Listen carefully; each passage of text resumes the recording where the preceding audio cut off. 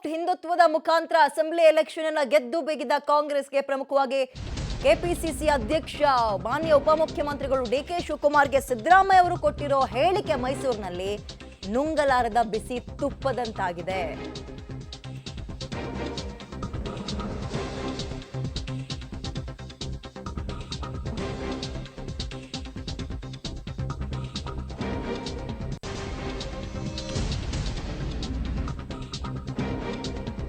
ವರದಿ ಅಂಗೀಕಾರ ಬಗ್ಗೆಯೂ ಇನ್ನು ಸ್ಪಷ್ಟತೆ ಇಲ್ಲ. ರಿಪೋರ್ಟ್ ಬಗ್ಗೆ ಅವರು ಅದರ ವಿರೋಧ ಕೂಡ ವ್ಯಕ್ತಪಡಿಸಿದ್ದಾರೆ. ಜಾತಿ ಗಣತಿ ಅವೈಜ್ಞಾನಿಕ ಅನ್ನೋದಷ್ಟು ನನ್ನ ನಿಲುವು, ಅದನ್ನ ಬಿಟ್ರೆ ಜಾತಿ ಜನಗಣತಿ ಬೇಡ ಅಂತ ಹೇಳಿಲ್ಲ ಅಂತ ಹೇಳ್ಕೊಂಡು ಹೆಂಗೋ ಎಸ್ಕೇಪ್ ಆಗಿದ್ರು ಆ ವಿಚಾರದಲ್ಲಿ. ಬಟ್ ಈಗ ಹಿಜಾಬ್ ವಿಚಾರದಲ್ಲೂ ಕೂಡ ಸಿಗಾಕೊಂಡಿದ್ದಾರೆ ಡಿಸಿಎಂ ಡಿಕೆ ಶಿವಕುಮಾರ್. ಸದ್ಯ ಹೈಕಮಾಂಡ್ ಬಳಿಯೇ ಜಾತಿ ಗಣತಿ ಮತ್ತು ಹಿಜಾಬ್ ನ ಮುಂದಿಡೋ ಸಾಧ್ಯತೆ ಇದೆ, ಯಾವ ಆಂಗಲ್ ನಲ್ಲಿ ಸದ್ಯಕ್ಕೆ ಹೋಗ್ಬೇಕು ಅಂತ. ಯಾಕಂದ್ರೆ ಎಲ್ಲವೂ ತಿಳಿಯಾಗಿದ್ದಂತಹ ಸಂದರ್ಭದಲ್ಲಿ ಸಿದ್ದರಾಮಯ್ಯ ಅವರ ಒಂದು ಸ್ಟೇಟ್ಮೆಂಟ್ ಎಲ್ಲವನ್ನ ಕದಡಿದೆ. ಈಗ ಒಂದ್ ರೀತಿ ಒಂದು ಧರ್ಮದ ತೀರಾ ಓಲೈಕೆ ಮಾಡಕ್ ಹೋಗಿ ಮತ್ತೊಂದು ಧರ್ಮವನ್ನ ಎದುರಾಕೊಂಡಂಗೆ ಕಾಣಿಸ್ತಾ ಇದೆ.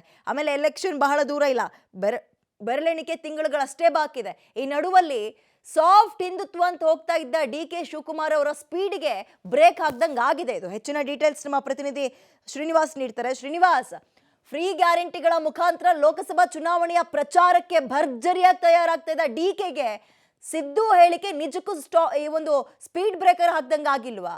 ಏನ್ ಮಾಡ್ಬೋದು, ಡಿಕೆ ನಡೆ ಏನಿರ್ಬೋದು ಈ ವಿಚಾರದಲ್ಲಿ ಅಂತ? ವಿದ್ಯಾ, ಹೌದು. ಯಾಕೆಂದರೆ ಕಳೆದ ವಿಧಾನಸಭಾ ಚುನಾವಣೆಯಲ್ಲಿ ಡಿ ಕೆ ಶಿವಕುಮಾರ್ ಅವರು ಒಂದು ರೀತಿಯಾಗಿ ಸಾಫ್ಟ್ ಹಿಂದುತ್ವದ ಮೊರೆ ಹೋಗಿದ್ರು. ಬಿಜೆಪಿಯವರು ಏನಾದರೂ ಹಿಂದುತ್ವದ ವಿಚಾರ ಪ್ರಸ್ತಾಪ ಮಾಡಿದಾಗ ನೇರವಾಗಿ ಡಿ ಕೆ ಶಿವಕುಮಾರ್ ಅವರು ಹೇಳ್ತಿದ್ರು, ನಾವೇನು ಹಿಂದೂಗಳಲ್ವಾ, ನಾವು ರಾಮನನ್ನ ಪೂಜೆ ಮಾಡ್ತೀವಿ, ನಾವು ಹನುಮಂತನನ್ನ ಪೂಜೆ ಮಾಡ್ತೀವಿ ಎನ್ನುವಂತಹ ಹೇಳಿಕೆಗಳನ್ನು ಕೊಡುವ ಮೂಲಕ ಹಿಂದೂ ಮತಗಳನ್ನು ಕೂಡ ಕ್ರೋಢೀಕರಣ ಮಾಡುವಂತಹ ಹೇಳಿಕೆಗಳನ್ನು ಕೊಟ್ಟು ಗೆಲುವನ್ನು ಕೂಡ ಗಳಿಸಿದ್ರು. ಆದರೆ ಈಗ ಮೊನ್ನೆ ಸಿದ್ದರಾಮಯ್ಯನವರು ಹೇಳಿರುವಂಥ ಮಹತೆ ಈಗ ದೊಡ್ಡ ಮಟ್ಟದಲ್ಲಿ ಚರ್ಚೆ ಆಗ್ತಿದೆ. ಎಲ್ಲ ಒಂದು ಕಡೆ ಡಿ ಕೆ ಶಿವಕುಮಾರ್ ಅವರು ಹಿಂದುತ್ವದ ವಿಚಾರವನ್ನ ಸಾಫ್ಟ್ ಆಗಿ ತೆಗೆದುಕೊಂಡು ಹೋಗ್ತಿದ್ರು.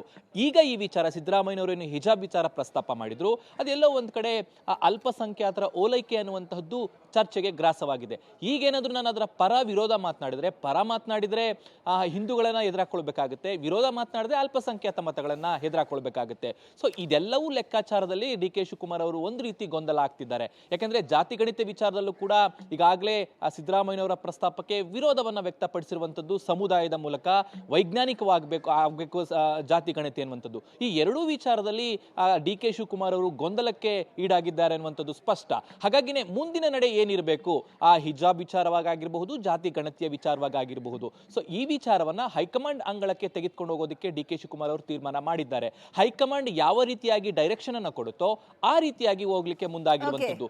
ಒಂದಂತೂ ಸತ್ಯ, ಸಿದ್ದರಾಮಯ್ಯನವರ ಹಿಜಾಬ್ ಹೇಳಿಕೆ ಡಿ ಕೆ ಶಿವಕುಮಾರ್ ಅವರ ಓಟಕ್ಕೆ ಒಂದು ರೀತಿ ಬ್ರೇಕ್ ಆಗಿದೆ ಅಂತ ಹೇಳ್ಬಹುದು.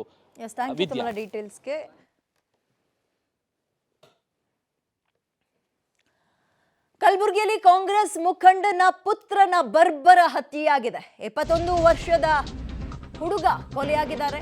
ಕಾಂಗ್ರೆಸ್ ಮುಖಂಡನ ಪುತ್ರನ ಬರ್ಬರ ಹತ್ಯೆ.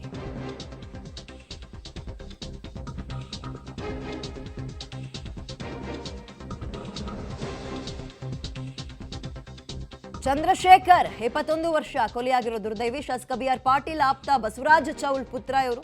ಸ್ನೇಹಿತರಿಂದಲೇ ಕೊಲೆ ಆಗಿರಬಹುದು ಅಥವಾ ಸಾವನ್ನಪ್ಪಿರಬಹುದು ಅನ್ನುವ ಶಂಕೆ ಇದೆ. ತನಿಖೆ ಆದ ನಂತರ ಗೊತ್ತಾಗುತ್ತೆ ಕಾರಣ ಏನು, ಯಾರಿಂದ ಅಂತ.